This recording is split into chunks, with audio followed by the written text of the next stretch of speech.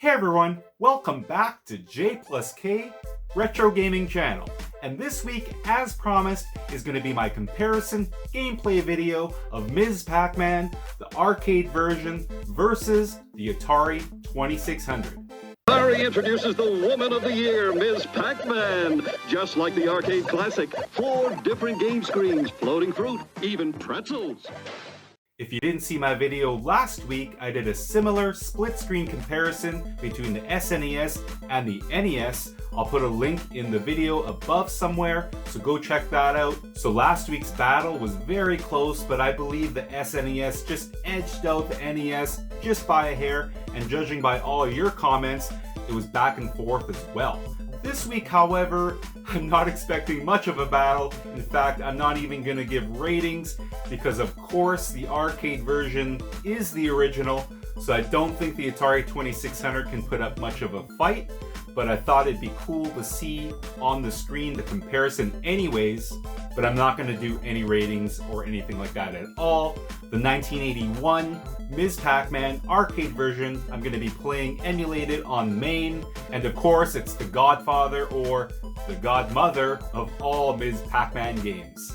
But as I said, it'll still be fun to see the Atari 2600, and actually 1 year later in '82 when this game came out on the Atari, it was really well received by fans and gamers, even though it was really far from what the arcade version was. People still really loved it, and in fact, I think it's because when Pac-Man came out on the 2600, that game got a lot of flack, and I'll show why in a future video. But then when Ms. Pac-Man came out, the developers, I believe, learned from what happened with Pac-Man, and they made a much better game. So I believe gamers really enjoyed that, and I think people really appreciated that they learned from the mistakes of Pac-Man and made some really big improvements.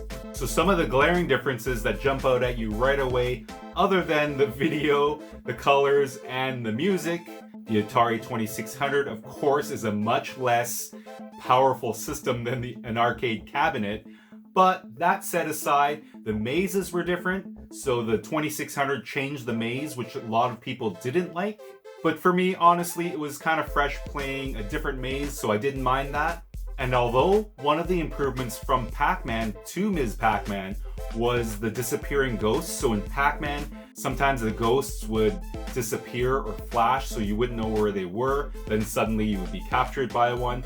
So they fixed that in Ms. Pac-Man. So I didn't really notice much of that during my gameplay, but then when I went back to edit the gameplay for this video, I did notice the ghosts flashed as well. But again, it didn't bother me during the gameplay, so I'm not sure what that's all about. But speaking of the ghosts, so Inky, Blinky, Pinky, and in Pac-Man, the orange one was Clyde, but I totally forgot until I saw the interlude that the orange one in Ms. Pac-Man is Sue.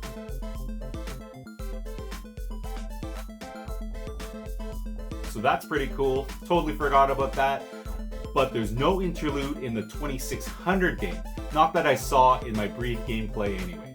So those are just a few of my observations in my brief gameplay. And of course, I'm not expecting this to be a battle, just a comparison.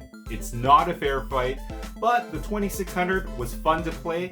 Let me know in the comments what you guys think. And I don't know, maybe some of you do prefer the 2600 over the arcade version. Let me know in the comments. So thank you all for watching. Hope you enjoy the split screen gameplay and hope to see you next week.